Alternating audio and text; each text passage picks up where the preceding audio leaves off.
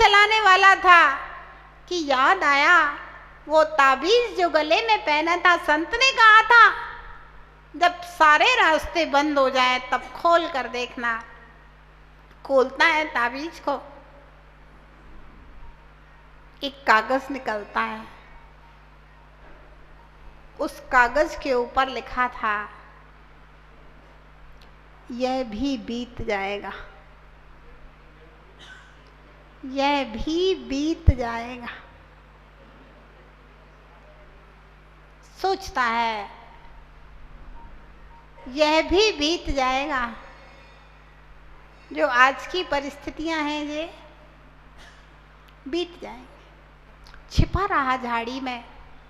थोड़ी देर बाद सुनता है कि शत्रुओं के घोड़ों की टाप सुनाई देना बंद हो गई। देखता है चारों ओर शत्रु रहित स्थान हो गया है। शत्रु सारे बहुत खोजा, मिला नहीं, तो अंत में वापस चले गए। और झाड़ियों में से निकलता है, चलते चलते गांव में पहुंचता है और वहां जाकर के छोटे छोटे गांव को जोड़ करके पुनः एक बहुत बड़ी सेना संग्रहित करता है और एक सेना का संग्रह करके फिर से शत्रु के ऊपर वार करता है, युद्ध करता है और युद्ध में जीत करके पुनः उसका राज्याभिषेक हो रहा था। चारों ओर उत्सव मनाया जा रहा था, ढोल बाजे बज रहे थे, नृत्यांगनाएं नृत्य कर रही थी, सब लोग बहुत खुश थे। लेकिन राजा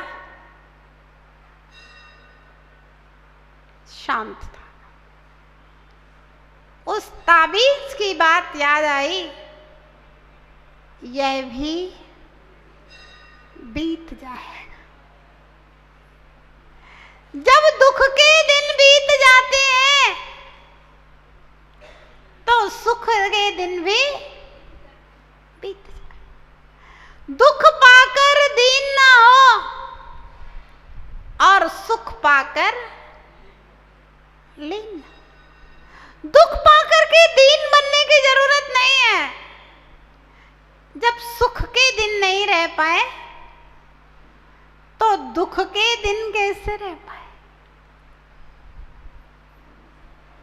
वन कह रहा था राम से,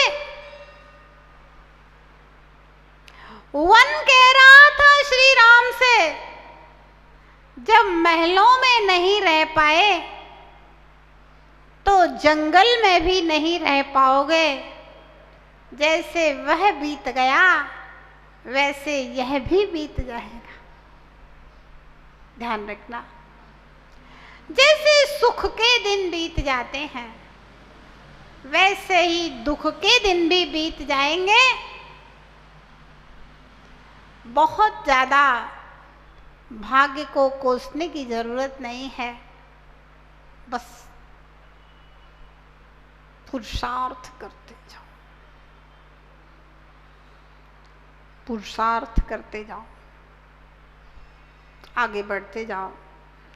यहां ना भाग्य बड़ा है ना पुरुषार्थ बड़ा है। ये तराजू के दोनों पलड़े, कभी एक भारी हो जाता है तो नीचे चला जाता है, कभी दूसरा भारी हो जाता है तो नीचे चला जाता है। अर्पितानर्पित सिद्धे भगवान महावीर कहते हैं, आज का पुरुषार्थ कल का भाग्य बनेगा और कल का पुरुषार्थ आज का भाग्य बनकर के उदय में आया है। आज अगर तू दुखी है तो सोच, कल मैंने कुछ बुरा किया था, बुरे का फल मुझे दुख के रूप में मिल रहा है और आज तू कुछ अच्छा कर।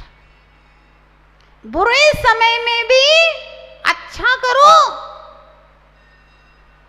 क्योंकि सुख के समय में अक्सर इंसान गाफिल हो जाया करता है और दुख के समय में सावधान और सतर्क हो जाया करता है। कहाँ है? सुख के माथे सिल पड़े, जो हरि को दे भुलाए, बलिहारी इस दुख की पल पल नाम रटा है। क्या कहा? सुख के माथे सिल पड़े, सुख के सिर के ऊपर पत्थर पड़े। कहते हैं कबीरदास जी एक दिन अपनी झोपड़ी में बैठे हुए थे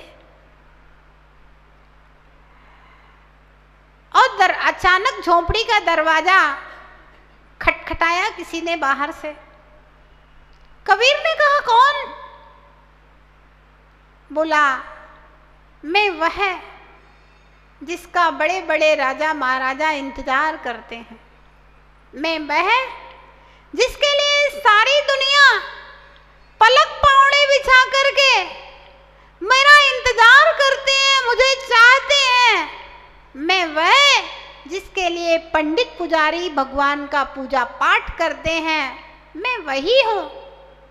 कबीर कहता है भाई नाम तो बता तू कौन है? इतने सारे विशेषण नहीं सुनना चाहता, तू अपना नाम बता तू कौन है?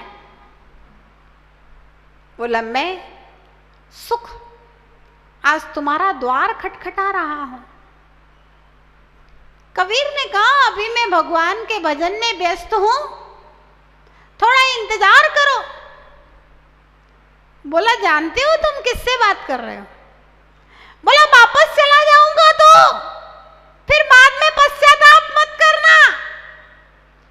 कबीर ने कहा मैं भगवान का भजन कर रहा हूं और जब तक भजन पूरा नहीं होगा तब तक गेट नहीं खुलेगा, और तुझको जाना है तो चला जा, तेरी मर्जी। कहता है देख कबीर सोच के बोल, एक बार चला जाऊंगा तो जिंदगी भर नहीं लौटूंगा।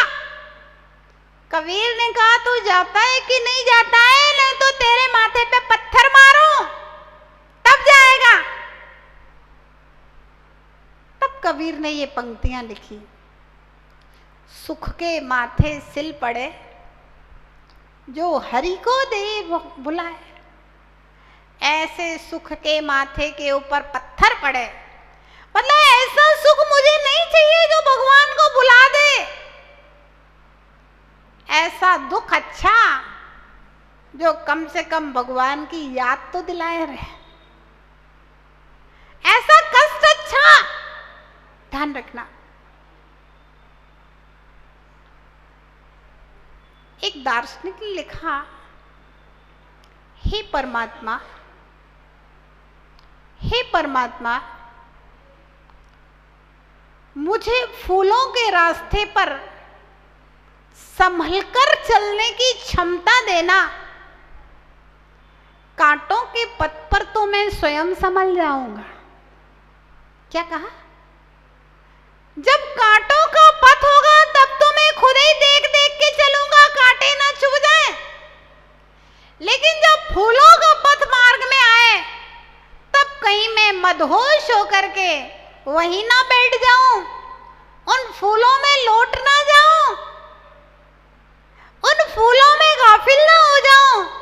बस फूलों का रास्ता अगर गुजर गया तो कांटों का रास्ता तो मैं गुजार दूंगा, उसकी चिंता नहीं।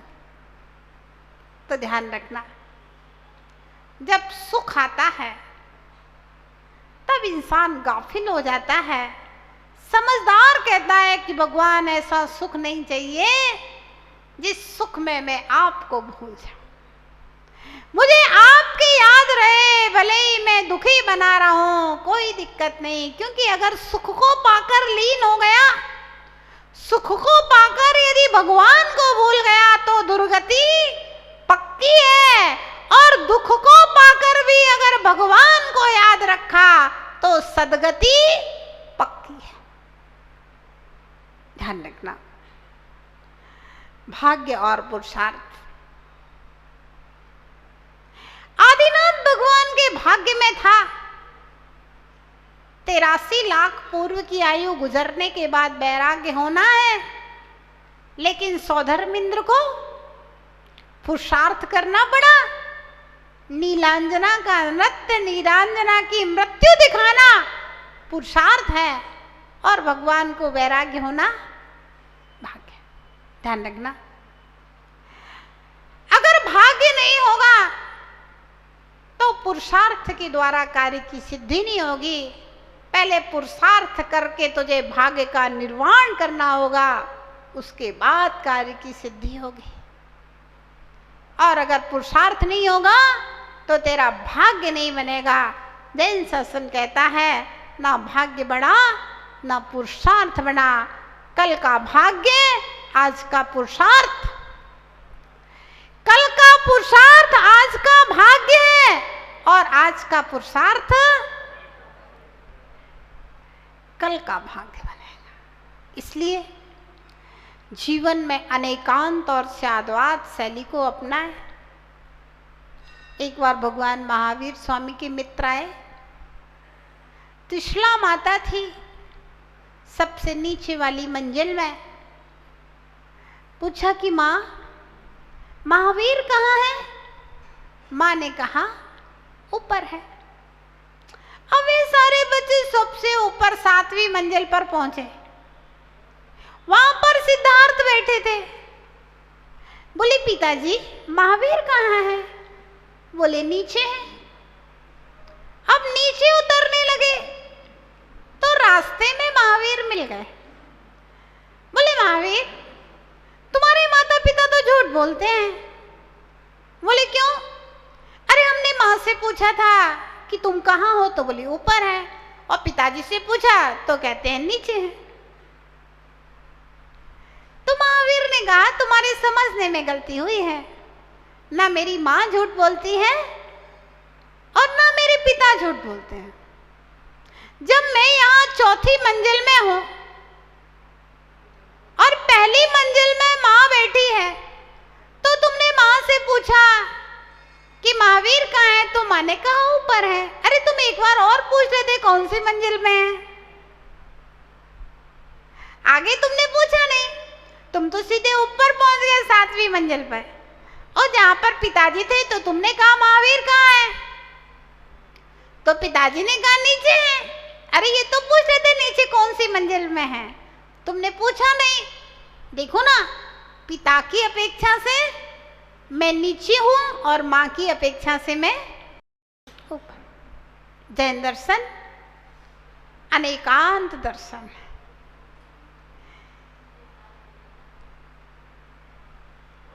वन वे रोड हो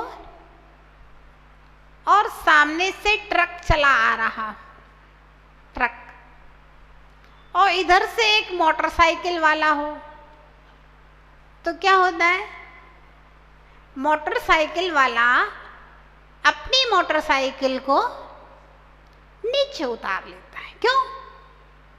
सामने से ट्रक चला आ रहा है,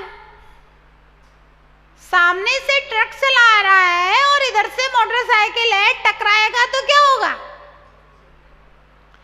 ट्रक वाले का तो कुछ बिगड़ना नहीं है, बिगड़ना बेचारे मोटरसाइकिल वाले को है। तो मोटरसाइकिल नीचे उतर जाती है। ऐसे जब भाग्य ट्रक बन करके आता है तो पुरुषार्थ नीचे उतर जाता है। थोड़ा सा पुरुषार्थ करो तब भी काम हो जाएगा। और जब पुरुषार्थ ट्रक बन करके आता है तो भाग्य, कभी कभी भाग्य को भी नीचे उतरना पड़ता है। मैना सुंदरी ने ऐसा पुरुषार्थ किया सिद्ध चक्र विधान करा करके कि उनके भाग्य को बदलना पड़ा। ध्यान रखना, पूजा तो हम लोग रोज करते हैं। आप लोग पूजा करते हैं ना, रोज पूजा करके हैं भगवान की, देवशास्त्र गुरु की अभिषेक करते हैं। लेकिन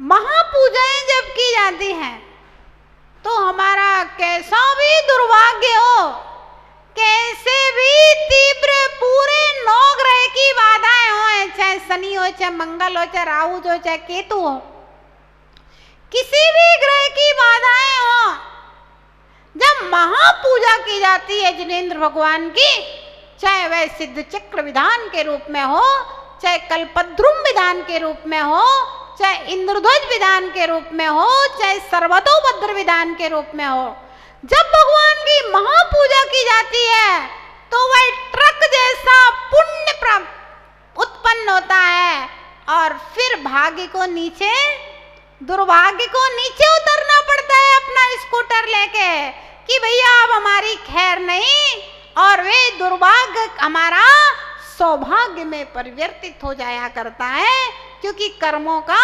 संक्रमण भी होता है, परिवर्तन भी होता है। हाँ, असाता वेदनी साता वेदनी में बदल जाती है भगवान की भक्ति के प्रभाव से, दुर्भाग्य सौभाग्य में बदल जाता है भगवान की भक्ति के प्रभाव से, कर्मों का संक्रमण भी हो जाता है, दुर्भाग्य सौभाग्य बन जाता है। ध्यान रखना, जीवन में संकट की घड़ियों में, दुख की घड़ियों में कभी इतने हताश और निराश मत हो जाना कि अपने पुरुषार्थ के अस्तित्व को खो दो, और जीवन में सुख की घड़ियों में इतने मदहोश मत हो जाना कि आगे के लिए पुण्य करने के पुरुषार्थ को खो दो। जब आदमी के सौभाग्य का उदय आता है तब भी वह पुरुषार्थ को खो देता है, और दुर्भाग्य का उदय आता है तब भी पुरुषार्थ को खो देता है। हमेशा अच्छा पुरुषार्थ करने के लिए प्रयत्न करते रहें, प्रयास करते रहें। बस यही अच्छा प्रयत्न, अच्छा पुरुषार्थ आपके दुर्भाग्य को सदा सदा के लिए सौभाग्य में परिवर्तित करता रहेगा। आप सुखी, संपन्न और समृद्धिशाली हो जाएंगे। जय बोलिए महावीर भगवान की।